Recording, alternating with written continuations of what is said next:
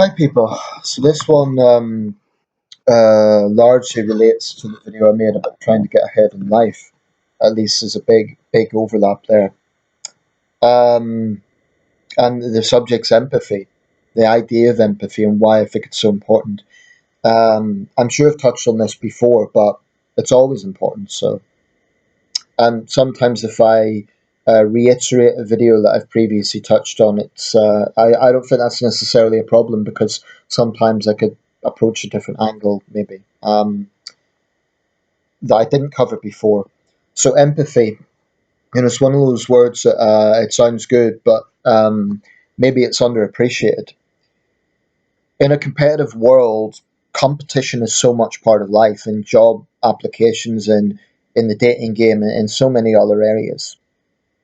Um, Now, I'm a big believer in meritocracy. That is to say, I think when it comes to jobs, when it comes to positions, when it comes to roles, I believe that the best person for the job should get it, as opposed to tokenism. That's why, for example, at the Oscars, when people complain, "Where's the women directors?" or "Where's the ethnic minority representation?" My response is, well, of course, diversity is important, but you want it for the sake of meritocracy, not for box ticking. So I fundamentally disagree with this idea that someone should get an Oscar because they're black or because they're a woman, which is basically the narrative that some people send out. Now, I think there's women filmmakers and black filmmakers that are no doubt deserving of an Oscar, but um, the principle in itself, this idea, give me an Oscar to show you're diverse, is nonsense. And it flies in the face of meritocracy. And it also ignores the fact that there will have been white male directors who will have been snubbed at times. And there are. I've come across talented people in the film world, actors, directors, who I thought, why are they not better known? And they're white and male. So this idea that it's meritocracy has to be the thing. But, as much as I do believe in meritocracy and I don't believe in box ticking, by the same token, I'm not totally divorced from the reality that a lot of people struggle. Okay. Um, and I think in an ideal world, we could say everything's equal, but we have to be honest, it's not. In many cases, it's not. Now, legally, I think the means for equality is there, certainly in this country. But I do suspect probably some discrimination still happens if we're being totally honest. I came across this as kind of, you may think this isn't related, but I came across an Indian restaurant in Somerset that barred a blind man because they said his guide dog was a hygiene issue. Well, that is generally understood.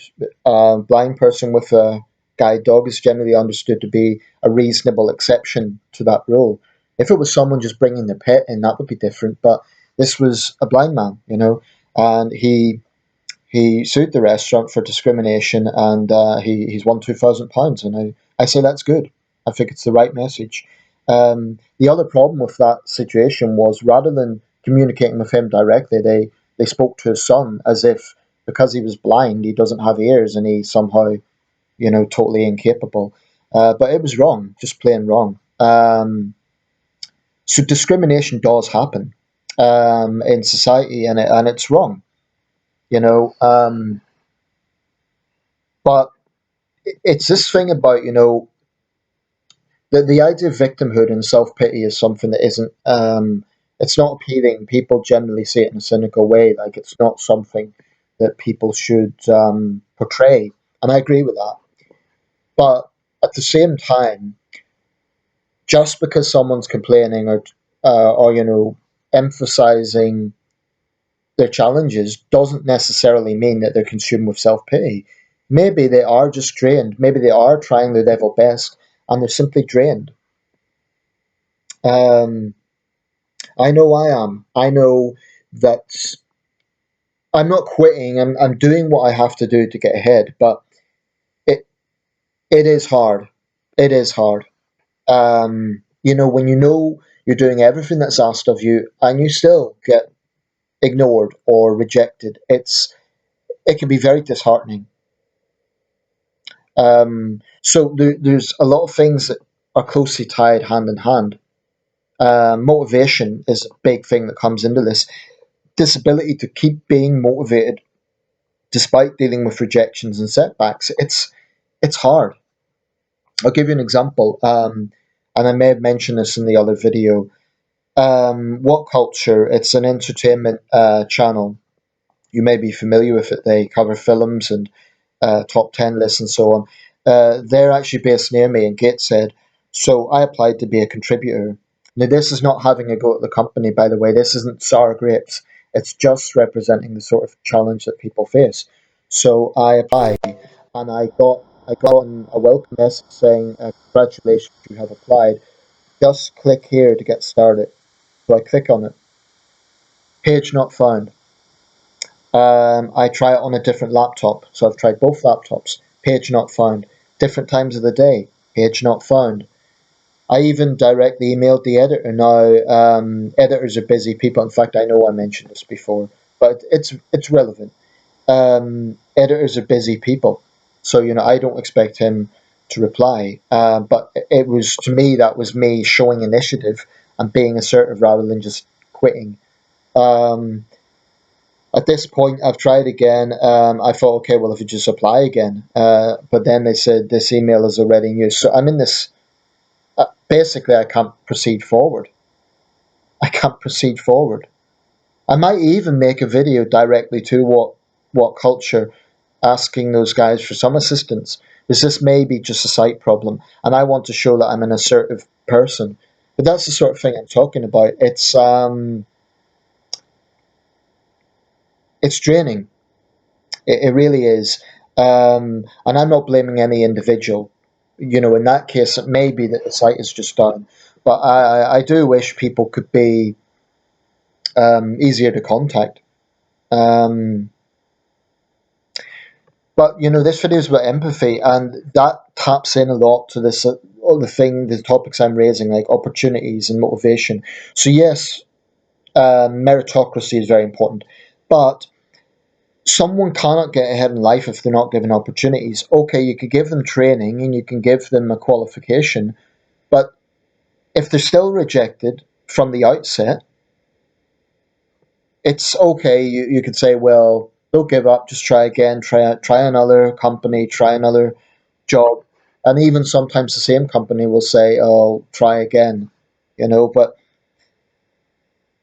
it just takes an enormous amount of patience. And I think I'm in a position like many people are in. Where is my breakthrough? Where is my breakthrough? Um, but empathy, it's not just this nice word. It's not just this, oh well, I empathize. It's nice. It's deeper than that, because empathy to me is genuinely recognizing what someone is talking about. It's not just agreeing with them. It's understanding where they are coming from. And empathy often is from shared experience. I don't think actually, to be sympathetic to someone, you need to have been through the experience. I mean, if we read about, for example, someone's family suffers a tragedy, most decent people will say, "Oh, it's awful. My heart goes out to them."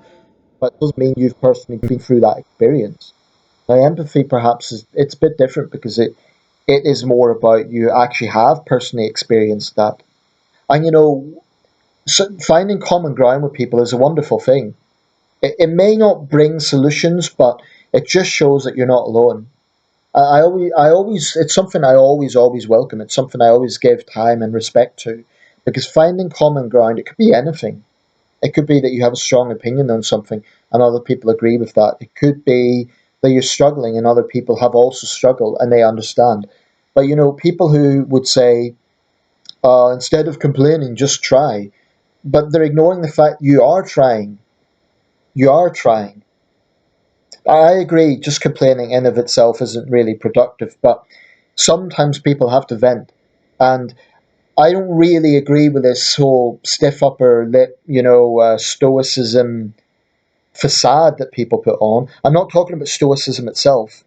Stoicism's a good thing, but the facade of stoicism, like, oh, I can handle anything.